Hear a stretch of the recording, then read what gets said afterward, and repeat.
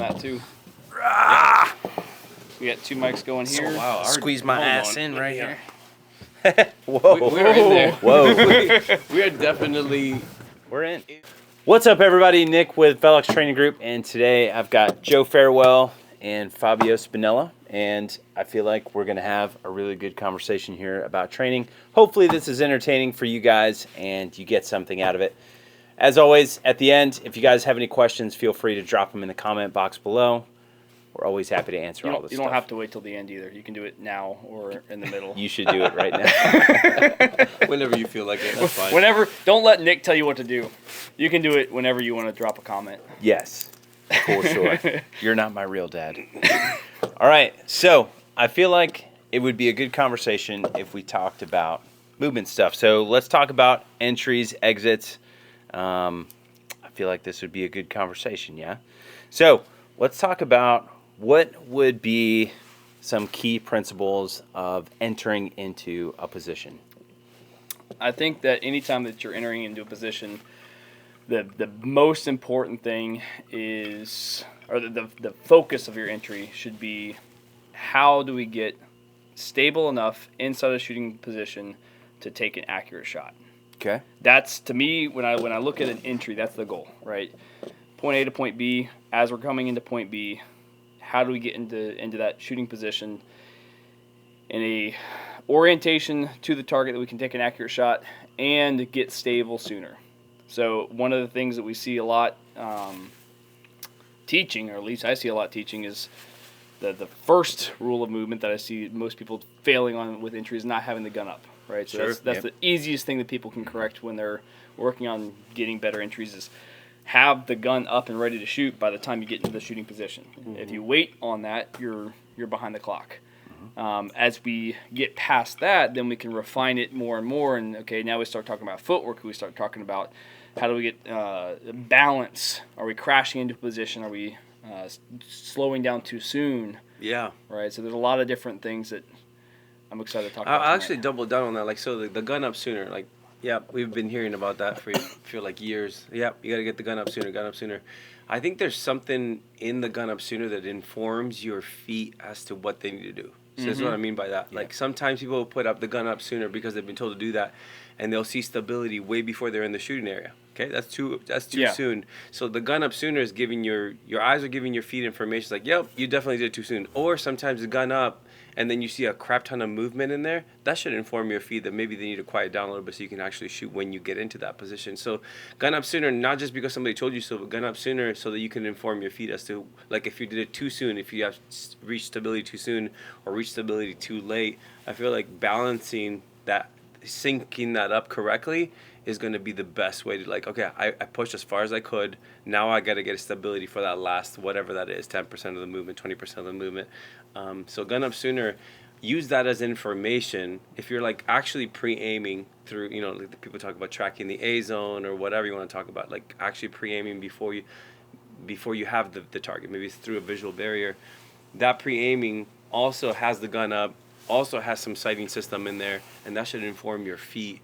And it's like a subconscious thing. If you do it enough times, you're like, yep, I'm seeing a disaster up here. Yep, my feet need to quiet down. Or I'm not even there yet, and I see like perfect still sights. Like, crap, I did it too soon. So gun up for a reason, not gun up because some world champion told you to do that. You know what I mean? Yeah. This is good. I like this. What is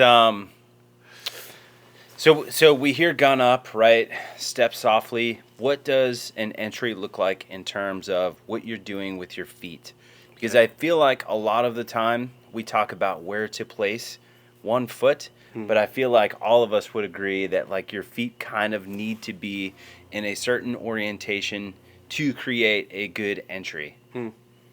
I'll leave it at that and let you guys. So I think this one is one you and I have had some interesting that's conversations. That's why I think it's going to be good. Nick and I have some differing points of view on this a little bit.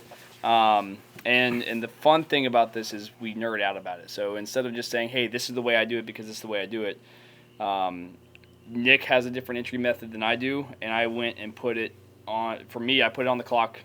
I did it, I think, 20-something times one way and 20-something times another his way, and found, data-based that I like mine better. Now, a lot of that comes down to which ones you're more comfortable with, and being honest with what you're actually doing, because we all have our personal biases, especially at this point. But then what I would love to do at some point is take somebody who's doesn't have a bias either way, or take a group of people who don't have a bias either way and split half of them and do them either way, or do them both ways and see which one comes out on top. But for me, what I like to do is if I'm moving on a lateral plane, so left to right or right to left, I like to come in and I will try to plant my outside foot. So if I'm moving left to right, that would be my right foot. As I come into a position, I like to plant my outside foot in the shooting area and then bring my left foot in, my inside foot, into the shooting area and settle. And it allows me to get behind the gun. As that right foot plants, the left foot kind of comes in and just steps. Now, there's definitely... your classic three-step entry. It's a three-step entry, right? Which I think, realistically, most entries are... I don't like to count steps. I think that's a kind of funny thing. Dude, but yes, I agree. I'm glad you said that. A three-step entry, yes. Yeah. Because so you essentially have I a feel traditional like break step before the entry, then you have before your the shooting lead area. foot goes into the area, and then your trail foot joins it. Correct. But you may be shooting even before the trail foot joins it. Exactly. I'm glad you said, like, because I feel like I do a three-step entry. I'm just entering in with a different foot. Right. Yeah. Yeah. But you still have a break foot. Again, I'm Yeah. see that, this is great. I'm like in the middle. You still have a break foot. Yeah, You still have 100%. an entry foot, and then you still have a settle foot. Yes. It's just they're different from each other. You Right. enter with your trail foot. You Yep. enter with your lead foot. Correct. So, Cool. I love this. This is great. Keep going. Where else are we going on So what I find is that it allows my dot to settle as my trail foot is coming in and settling into the target. And I can start shooting earlier versus breaking in position. Now, I had a great conversation with Jake from Inextremis Performance. Sorry, Jake. Thanks, Jake. Had a great conversation with him today about this very topic, and he had because he's a true like biomechanic coach, right? Body coach, human performance coach, I think is what he calls it. But he was talking about how your way is faster. From a human performance standpoint, it is faster. From point A to point B, it is a quicker method. Yep. However, he can, see, and this is what I saw in my own testing, my own reps on it, he could see where the way that we're breaking into a position allows that dot to not be as wild, not to be as loud, right? Not to be bouncing around as much as you're stopping. And a lot of that comes down to how we're coming into position. But then the other thing we have to think about is, are we exiting? How are we exiting? How are we setting up for that exit? Yep. And that comes into play too. And one thing that I'll say as a disclaimer for everybody, you can plan your footwork on your entries as hard as you want to plan them. Yeah. However, in the middle of a match, your foot placement may not line up perfectly. So you need to be comfortable and understand that the foundation of what our goal is for an entry is to enter softly and to shoot soon. Right, you're concept based rather than like technique based, which is totally cool. Now that being said, I think it is important to have maybe multiple techniques to enter a position or exit a position, because then you have the body mechanics of being able to do either or whatever is applicable. And sometimes it's the distance between the first position and the second position that might dictate that. Otherwise, you're doing choreography to set up just the right thing. And it's like, okay, that choreography is going to cost you time because you have to set up your feet and you have like 6,000 shuffle steps to make it right. So you're right. It's sometimes, like, if you prefer doing a three-step entry, you'll probably end up doing more of those just because your body moves that way. Right. If you're doing a trail foot entry, you might do more of those because your body moves that way. But I think it would be a mistake to go, I'm a trail foot entry guy, or I'm a three-step entry guy. I need to be able to be good at both. In fact, in my movement classes, we talk about be good at multiple things and figure out, like, because in that moment you might plan this, that, and the other because the difficulty of the target dictates that I need more stability, therefore maybe like my hips oriented towards the target is better, like a three-step entry. Yep.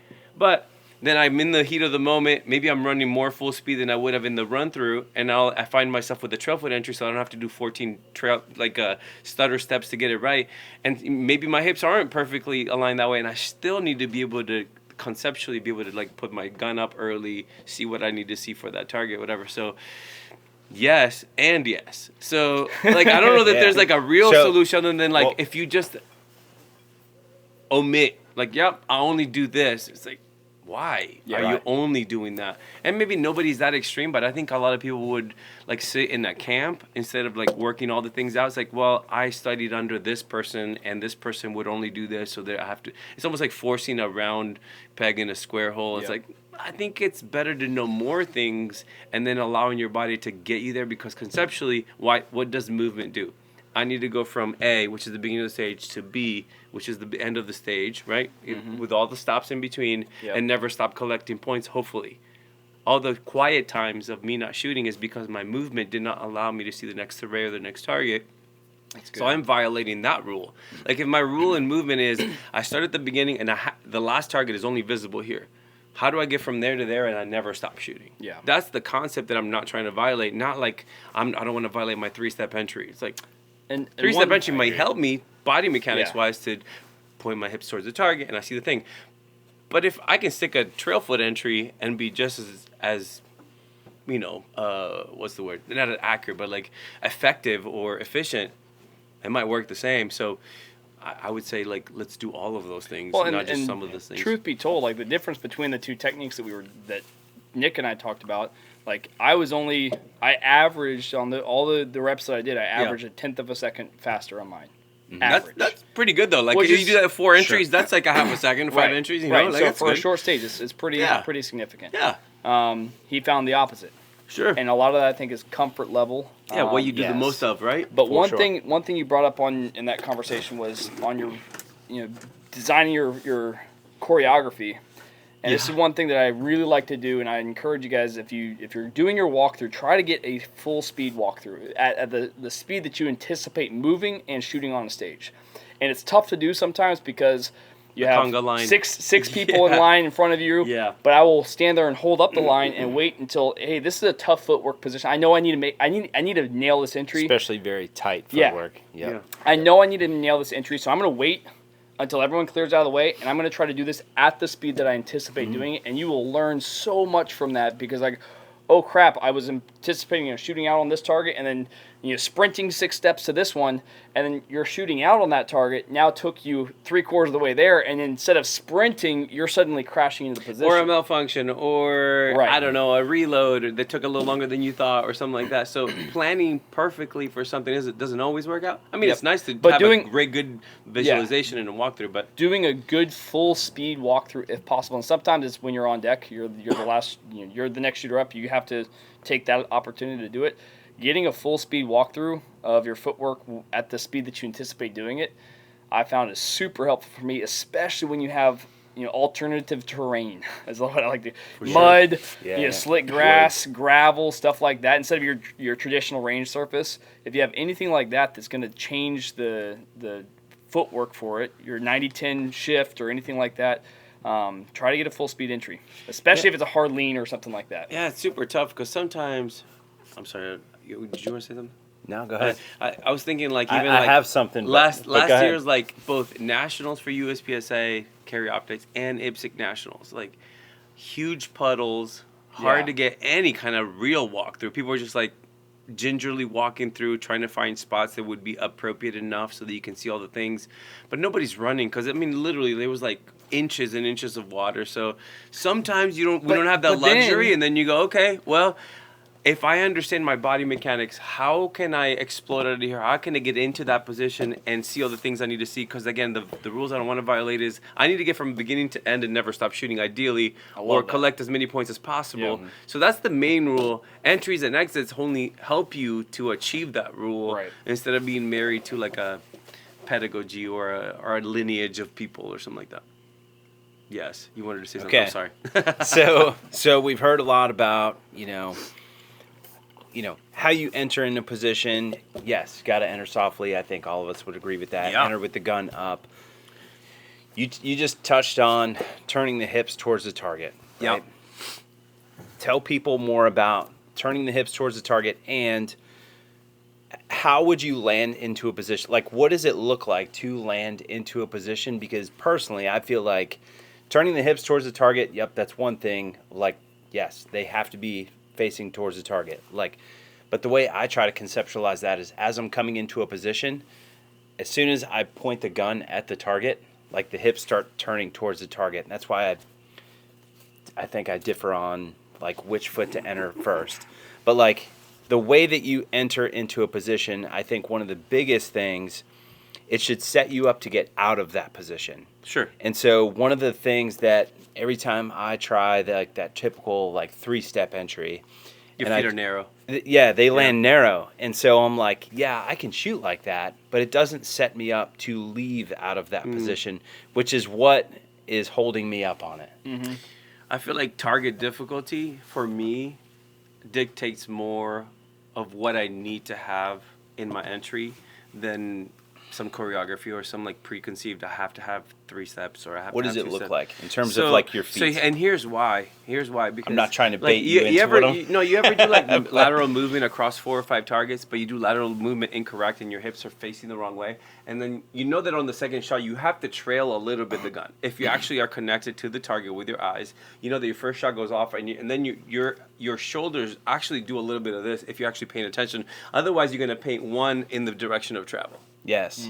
How often does that if happen? you start right? turning if your you hips actually do like away the from it. Traditional like more like law enforcement movement where your hips are facing Yeah. that way, you're doing you're rolling your feet instead of like the crossover a little bit, which a little bit of like reach and cross, which is more like an Eric Raffel style of movement, lateral I movement. call it leaving disrespectful. Right. Right? Like you completely if you don't do that disrespect it kind of and, like- lateral movement, which is the same thing as entering with your hips facing the target, you won't have as much flexibility in your shoulders to actually pace the second shot where you want it. Rather, like if you're moving that direction, your hips are facing that direction, the first one might be great, but then the second one may go in the direction of travel. If your hips are more open, then you have more availability of your upper body to actually pace the second one where you want it. I think of it more that way. It's like if this target is really target, maybe it's a tuxedo or something like that, and I'm entering into that, I don't really want less flexibility in my upper body to be able to pace the second one where I want it. I don't want it to travel with me, so I might consider more of a hips towards the target because the target difficulty is higher. But when it's an open target, if it is faster for me to enter with a trail foot, who gives a rip? Like, how did I get into that position? How soon can I get in there and start shooting? If it's a 5-yard target in the entry and it's an open target, man, it almost does not matter how I enter with my feet. I just need to get into the position where my feet are in the available, like, legal area to shoot instead of like my hip. If it's a 20-yard tuxedo, it's like, man, I am going to have my hips towards that target because that now the priority is different. Does that make sense? Mm-hmm. Yes. One question on that. You said that bullets may track off the target if you turn your hips, right? Would you say that is a movement thing or a visual thing? I Because think in my experience, what I see is like if I hold my eyes on one spot, that's what locks the gun on the spot, rather than like anything. I agree with you moving 100%. stuff. So if I lock my eyes on the camera right now, but my hips are facing this way, and I keep traveling, like how much more flexibility and room do I have? My body mechanics are not going to support that as much as if I am actually facing the camera, and then I have to trail more. Now, There's just more are you room, talking more about an flexibility. entry or an exit there? Entry too. Like if I'm traveling this way and I'm entering with a lot of like, I'm running full speed or whatever. If I have my hips towards the camera, I have more room with my upper body to move, as opposed to if I am facing completely this way and I enter with a trail foot, and I am having to pull my shoulders back to make sure the second shot doesn't keep going with me. Yep. So I think that's how a lot of people enter with the trail foot, where they'll like, if they're going this direction, they're actually facing that direction when they enter, and then Which have is to what you're kick their whole way doing. around. You're doing that. But I'm not. See, I'm actually like as soon as I get the gun up, we are. as soon as I get the gun up and start looking at the target, the hips start turning. They start to turn. Yeah. They start But to turn. they're turning after you're already in position. After your first As foot soon is in fully, the yes. As soon as your first foot hits in, so if these are your hips, your first foot hits inside the position, you are now Yes. turning around and Yes. planting versus turning, planting. Now I can shoot because my hips are Yes. towards the target, and then Yeah, I yeah. settle. So it's a slightly different. It's a timing thing, right? It's just a different timing Yeah. thing. So what I noticed, like doing the 3-step entry, right? Stomp, step, step. What I notice is as soon as that lead foot steps into the box, I have to load that foot to get the other foot into the box, So you feel and like then I you're leaning- end up doing yeah. like this, and I see a bunch of movement in the sights, and I think that's part of the reason why it was slower for me and less And And some see, of that is it's not also like inverse- I guess you'd though. call it less accurate. But inversely, as I come in and I plant inside the shooting area and swing this around, now my dot's on the target. This is all movement while I'm in the shooting area, and then this is an impact, even if it's a soft impact. And I got it soft just like you do. Yep. But as it settles down, that's still an impact of my right foot, my lead foot, settling into position, and I see a movement in my sights. And Yeah. what that resulted in is not just a slower time, but also I had more Charlies and Deltas and no shoots because I tested this on a pretty precise target. I tested to both directions with a partial with a no. And shoot again, front end. see, now we'll go back to like target dependent. The difficulty of the target is going to dictate how much your hips need to be facing that target in order to not drag on and off. Yeah, you could be disrespectful on Yeah. several types You of could targets. almost, and I hate this, and you don't do this. But you can almost jump into that position. If it's a 7-yard open target, who gives a rip? Just run full speed longer because you yeah. don't have to have very stable sides. Confirmation levels can be You very can, low. You can do your GM Superman exit and falling Exactly. out of position. So again, you must, in my opinion, have multiple ways of entering, multiple Yes. ways of exiting, having like a book of body mechanics that you use. It's just like when you fight people. Like again, where do I get this from? It's all like when you're sparring somebody or you're fighting somebody, knowing how your body moves and where you can expect to like dodge and skip and like just getting away from punches while you're still throwing strikes. Like that's all body mechanic stuff that you have to figure out for yourself. Like how does my body move? How quickly can I bob and weave and all that stuff and still throw a strike? Same with having several ways of entering a position, several ways of exiting the position. That again serves the purpose of like I start here, I end here. I don't want to stop shooting the entire stage. Yep. How do I do that? And sometimes it's a very awkward entry, but at least you didn't have to take 14 stutter steps to get the choreography just right. Right. And sometimes it's a little bit of like I hate saying like sometimes a drop step, if you have a nasty lean, may be the best option, 100%. even It though might have people to be. crucify the drop step. And in general, it's not the most efficient way to exit. But man, if you got No, like there's- significant amount of weight on one side of your body, like 60, 70% of your weight on like, and again, this is from testing this out for a lot of IDPA matches Yeah. where there's leans on every single time. Like you're like you have all those fault lines. It might be better to give a quick like jab step, not even call it. I drop won't even step. say it might be better. It is the better. There's certainly times. So instead of eliminating there's everything, there's yeah. two times that I will say that drop steps are absolutely efficient. I used to drop step like crazy. I was Yeah. king of drop What steps. is a drop step? A drop step is when we take a step in the opposite direction to shift our weight Get the momentum. to go in the direction we want to go.